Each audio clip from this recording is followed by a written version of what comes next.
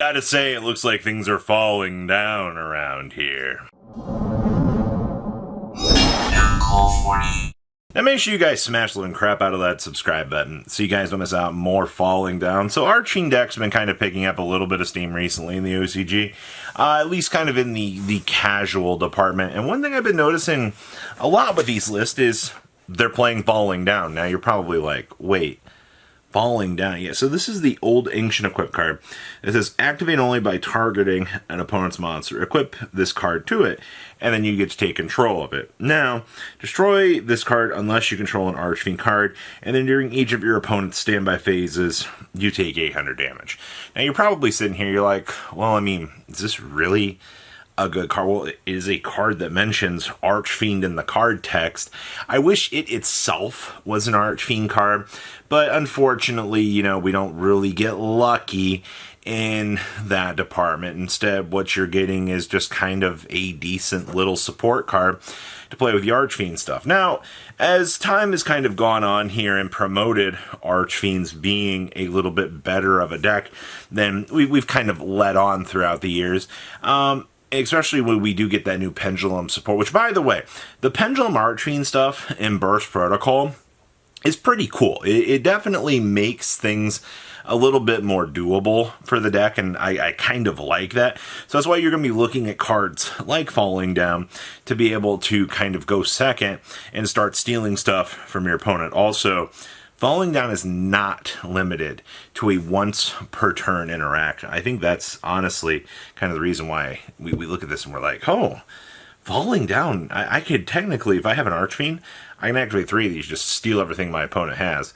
And, I mean, what are you going to do about it? You may as well just play this with Snatch Steal as well. Just play, you know, all the equipped stuff that you can kind of fit into the deck to start stealing your opponent's stuff, because it's kind of hilarious, honestly. I like that. Spriggans. So we actually have been seeing another round of Spriggans kind of picking up the helm here and trying to modernize and play the game a little bit. Now, some of the cool things this time is we got that new Sword Soul Synchro, which its job is to help up the consistency of whatever, I guess, pile of bad you're trying to build with these decks. So, funny enough, Spriggans, the early builds that were popping up were playing the Fire Barrier Snitch. No, can't do that here, alright, that's bad. So we gotta have to step away from that. So now, we have to go to that Sword Soul Synchro and use that to make the deck a little bit better. But I mean, the best things that the deck has going for it is, you know, you're going to Tally Ho Spriggan, try to clear off a field, generate all these bodies, and try to OTK through that way. I think that was truthfully the best that you could do with Spriggans, was just generally using the bodies to be able to generate advantage and just kind of go from there with it. Also, the deck very easily can put a decent amount of things on the field for you to be able to use, and that's honestly not a bad thing. It's just, Spriggans are going to be one of the worst parts of the lore, and I mean, rightfully so, right? When you look at the lore, you're like, hey, you know, there's a couple of decent things that you can do within the deck, but it's just kind of it. You know, in terms of getting your consistency off of the ground and trying to be like, oh, hey, I have this super consistent pot. No, you don't really get that. But instead, I feel like you have something that's pretty down to the ground and can actually do okay. I mean, these lists came from Yu-Gi-Oh! Day, which is 1 out of 1 tournaments, which definitely I thought seemed kind of cool. The Infernoid Evil. So, we have seen, with the release of all of the Shaddoll stuff, Konami kind of did this thing where they merged 2 sets of lores together. Now, they've done stuff like this in the past, where they'll be like, oh, hey, you know, this lore connects to this lore, and we kind of get to see, oh, hey, a little bit of creativity coming out and exploring, you know, these different little engines and so forth. And this is kind of where the Infernoid Evil becomes built into Shaddoll because of Lev Shaddoll Fusion. Lev Shaddoll Fusion's job is to, on activation, mill off evil. And then when evil hits the graveyard, he gets to toggle and go search for the new void spell and trap. Well, the new void spell that they got, which, by the way, is just a massive help for Shaddolls. It's actually funny that an Infernoid card is now direct fuel for helping out the Shaddol deck. And I can't really say that was on my bingo sheet of things that we were going to see, but it's definitely created this very unique sense. And also, unfortunately, if you are trying to play Shaddol anything at this point in time, you are going to have to pick up a single copy of Evil, because this card is such a major component for the milling side of what this deck can do. I really feel like if you don't have access to this, you're going to be digging yourself a huge grave in terms of the consistency side, and that's just really, really bad. Pure Shaddol, I think, was one of the most explored decks that I have seen in a very long time. Like, players are jumping for joy just to be able to explore and play actual pure Shaddol again. And that wasn't exactly something that I think people were expecting. I just thought would just toss it aside, but no.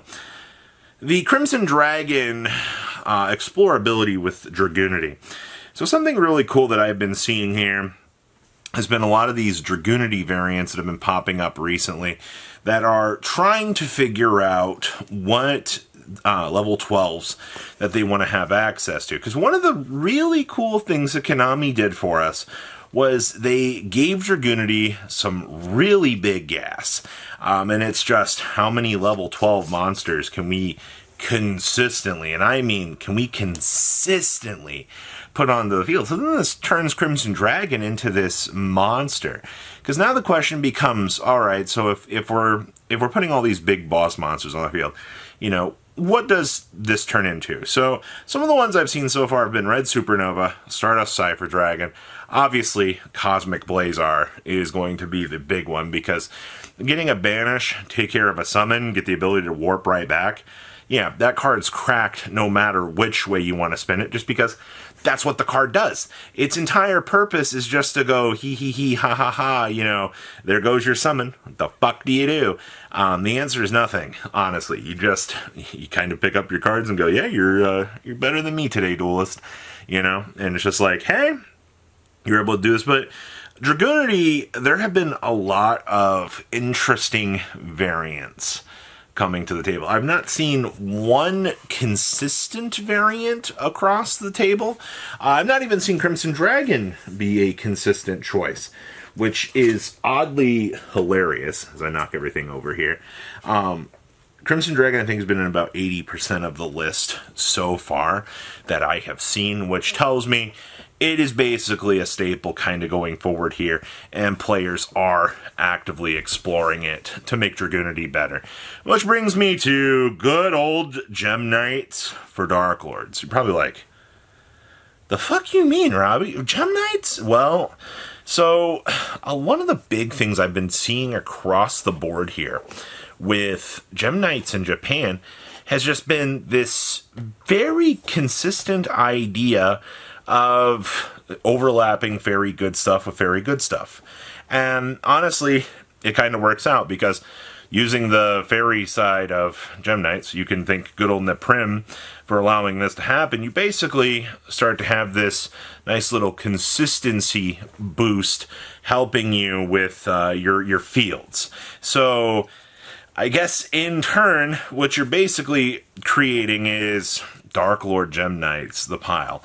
Which I guess is just meant to help up the consistency of what the deck is initially supposed to do, which at this stage, like, my real question is just like, is this the best variant? I mean, there's also Ostinato and friends that I've seen popping up, but I feel like with the Gem Knight inclusion, it's just been more consistent across the board for builds that I'm seeing popping up that are actually doing very well with this. So I don't know. We will have to wait and see. Yu-Gi-Oh is exploring a lot with the Dark Lord stuff right now. There have been so many builds popping up. Like, it's honestly kind of crazy just to see which variants players are gravitating towards. I think this is a good example. So please, leave a comment down below. Tell me what you guys think. I'll see your beautiful faces back here later today, guys. Peace. Patrons, thank you.